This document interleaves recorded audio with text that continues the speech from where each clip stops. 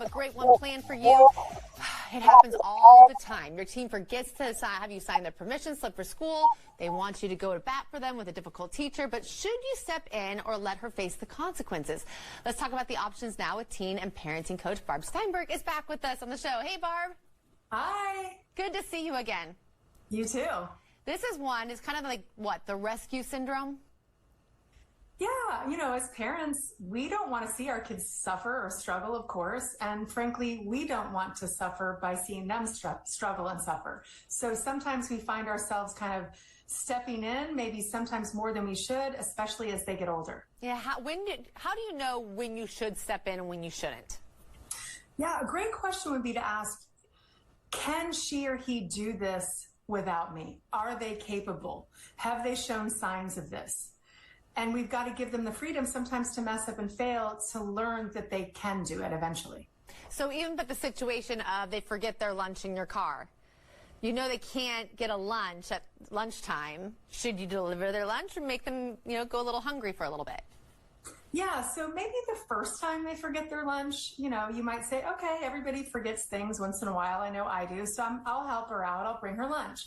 But then the next step is when she gets home, let's make a plan for how to not forget your lunch. So do you need to post it on your mirror when you're brushing your teeth? Do you need a reminder or an alarm on your phone?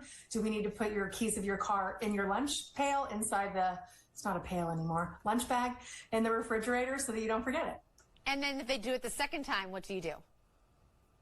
Yeah, so to be honest, I know a lot of kids that have forgotten their lunch. And the nice thing about it is that usually their friends around them will share and will give them some food. So they're not going to starve.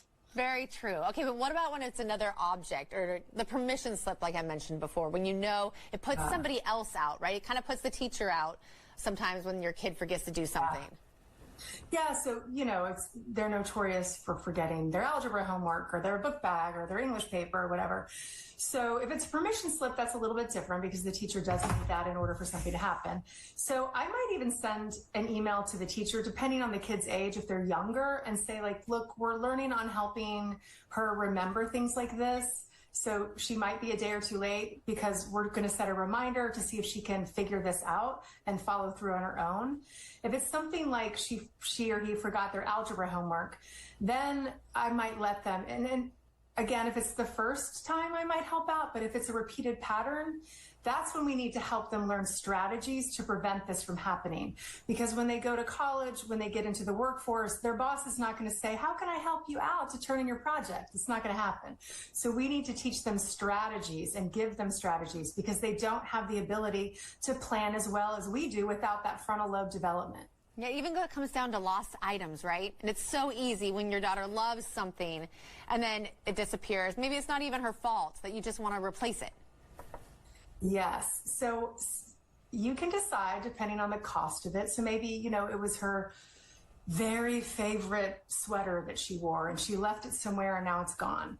And it feels good to you to replace it because it's so important and maybe it wasn't all that expensive and you're willing to do that. It feels comfortable to you. Now, let's say it's a key fob, for example, that's $250 and you don't want to replace that for the second or third time. So that might be a time where you say, I'm going to need you to help pay for this, whether that means I'm going to give you chores and you're going to work it off and I'm going to pay you for those chores, or it's time to get a job part-time, to teach them responsibility so they can sort of feel the pain, so to speak, of losing this item and learn responsibility. Yes, the next issue, like your teen has a paper due, let's say. It gets to 10 o'clock at night and they want you to read over their paper because it's a rough draft. Would you do it? How many times have we all been there? So yeah, teenagers have a different sort of internal energy clock. For some reason, at 9 o'clock, they start having lots more energy than we do. We're really tired today. So yeah, what I would do on the front end of a school year is I would say, hey, just want to let you know, my bedtime is 9 o'clock. So my brain really functions a lot better before 8:30. So if you need any help from me about anything regarding homework, I would love to help. I will be there. Just make sure it's before 8:30 or whatever your time is. And then when they come to you at 9:30, that's when it's time for you to say, remember when I told you that 8:30 is what my cutoff? Like, I'm sorry, I can't help you this time. I'm really sorry. I'm happy to help you tomorrow before 8:30. Tough love, by the way. Okay, This is another big one, especially I'm a coach as well, a volleyball coach, and so I get a lot of parents sending their kids, which I think is a great thing, to talk to you versus parents taking that over. But a lot of times, I mean, do you agree with that? Like, how should parents deal with those issues with coaches and teachers? Yeah, great question, because I really do think it depends on the age of the child, and I think it also depends on the confidence level of a child. So some kids have social anxiety, others don't. So if you have a kid with social anxiety, you're dealing with a different set of skills and abilities. So, and also the age.